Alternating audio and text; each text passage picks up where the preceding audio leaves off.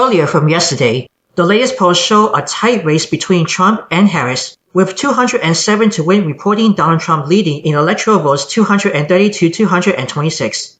As you guys mentioned that you always remember about the American presidential election held on November 8, 2016, in which Republican Donald Trump lost the popular vote to Democrat Hillary Clinton by more than 2.8 million votes by won 30 states and decisive electoral college with 304 electoral votes to Clinton's 227 and thus became the 45th presidential of the United States.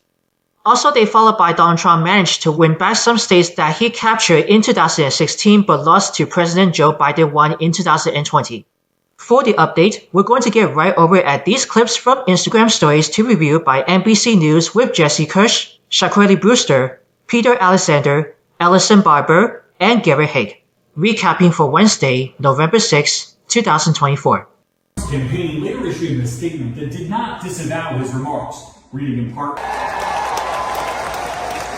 And that's exactly what President Trump is going to do. But we have to do this on Tuesday. If we don't convince the people that still may not want to vote, if we do not convince them to go in on Tuesday. All right, guys, come on.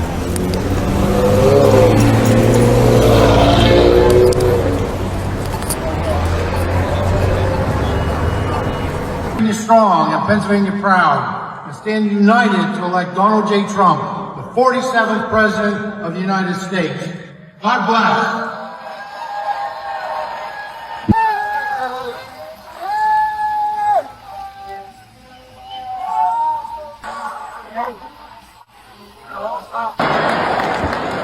It's not quite this.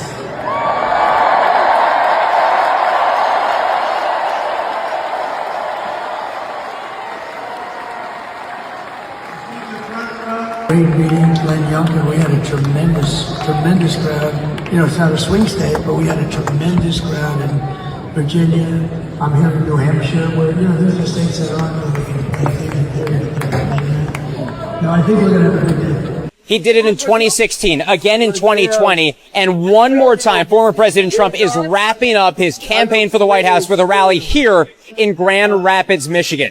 And this may be the last time we ever see him hosting a rally while he's running for the presidency. Why Michigan? The former president was able to flip this state, part of what's known as the Blue Wall, in 2016. He won by around 10,000 votes. Then President Joe Biden won the state back for the Democrats in 2020. So what is going to happen tomorrow night? Anyone's guess at this point. We'll have to wait and see.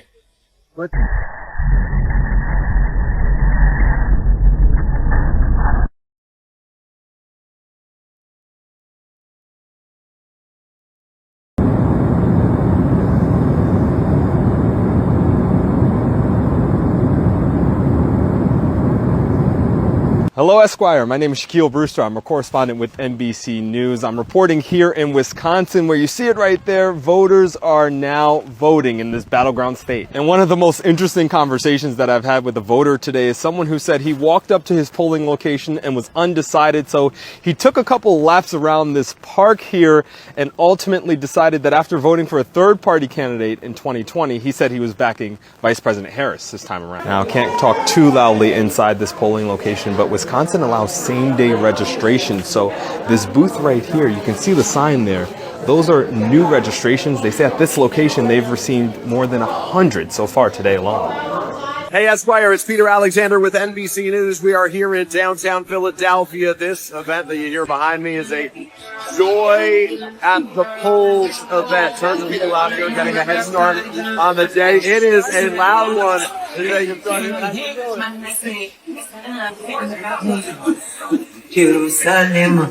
It's Peter Alexander here at Howard University in Washington, D.C. We're standing just alongside the yard. This is where Harris supporters and the vice president will be gathering a little bit later this evening. And sorry to make you stare at the lights, but look at all the reporters and cameras that are gathered here tonight, all aiming their cameras directly at that podium where we expect to see the vice president a little bit later this evening. Hey, Esquire, this is Ellison Barber with NBC News, and we are in Gwinnett County, Georgia, talking to voters and watching people go vote. Let me show you.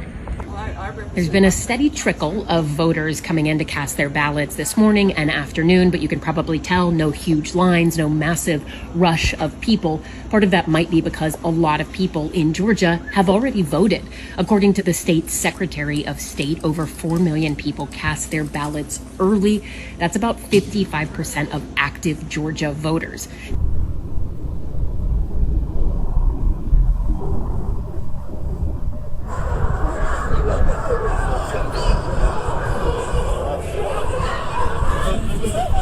Oh, man, it's good. Hey, Esquire, it's Garrett Haake with NBC News at the Donald Trump watch party tonight in West Palm Beach. You can see behind me, this is where he's going to speak later, perhaps much later tonight, in victory or defeat. I'm up here on this gigantic riser, getting ready for our first live shots tonight. We'll have early exits coming soon. It'll be our first real clue of what voters are telling us tonight. We've been working towards this day for 2 years, and now finally everybody out there gets their say. I'm excited. You're going to watch this all night on NBC News and NBC News Now. See you later. To America tonight. This is now the president. That's right. So really what he's got to do is to sound presidential and not to carry out some sort of vicious campaign against his political enemies. Remember that one of the Democrats, that he